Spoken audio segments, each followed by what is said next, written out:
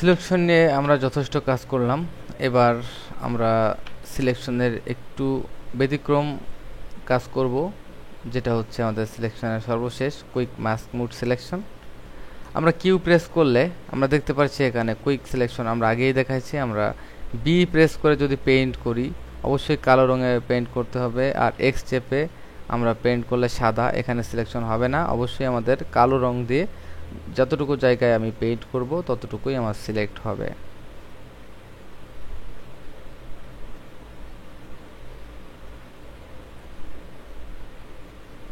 এবং আমি অবশ্যই আবার কিউ প্রেস করলে এই সিলেকশনটা হবে।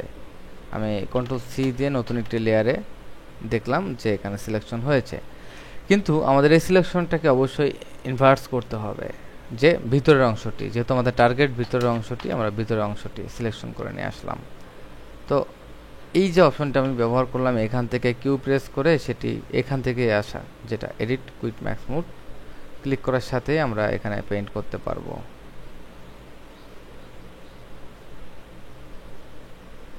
পেইন্ট করলেই মনে করতে হবে যেখান দিয়ে আমার লাল পেইন্ট হচ্ছে বা লাল রঙের পেইন্টটি আমাদের সিলেকশন।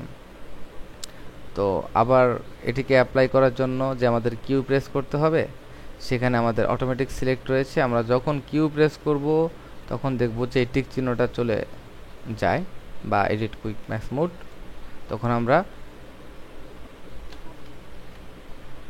ইনভার্স করতে পারবো। যেমন সিলেকশন শিফট কন্ট্রোল আই দিয়ে আমরা ইনভার্স করে নতুন একটি লেয়ারে এটিকে নিতে পারবো।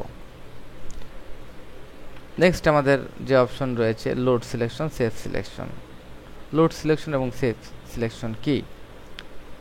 আমরা যদি কোনো সিলেকশন করে থাকি, যেমন আমরা পেন টুল দিয়ে একটি সিলেকশন করি খুব দ্রুত,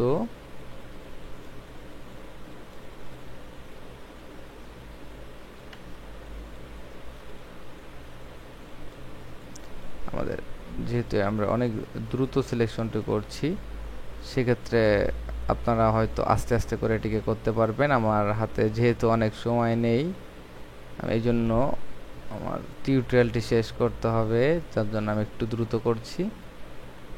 এবং দ্রুত করলেই মনে রাখবেন যে কাজটি কিন্তু ভালো হবে না। আমরা কন্ট্রোল এন্টার দিয়ে সিলেক্ট করলাম, সিলেক্ট সেভ সিলেকশন। তো এই জেপিইজি ফরম্যাটের সিলেকশনটি আমরা সেভ করে রাখলাম এবং মাই সিলেক্ট ক্লোজ করে দিতে পারি। নেক্সট টাইমে কখনো যদি মনে পড়ে ছবিটির কথা, সিলেক্ট, এখানে লোড অপশনটি আমরা এখানে হারিয়েছি। কেন হারিয়েছি? কারণ কারেন্ট স্ট্যাটাসে আমাদের ইমেজটি রিসেট হয়েছে যখন আমরা সেভ না করেছি।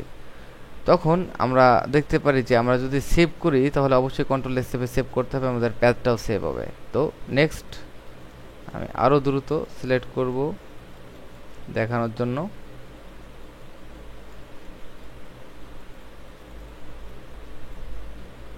কন্ট্রোল এন্টার এবং সিলেক্ট সেভ সিলেকশন, হাউ নামে সেভ করলাম। এখন আমরা ডি সিলেকশন করলাম, এখানে একটা প্যাথ এবং লেয়ার। তো আমরা অন্য একটি ইমেজে যদি প্রবেশ করি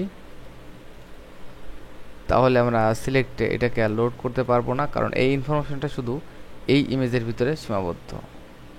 তো আমরা এখানে দেখতে পাচ্ছি সিলেক্ট লোড সিলেকশন, হাউ নামে একটি সিলেকশন রয়েছে, ওকে দিলে পরবর্তীতে সিলেক্ট করা সম্ভব। জাস্ট এটাই, আর কিছুই না। আর এখানে নিউ 3D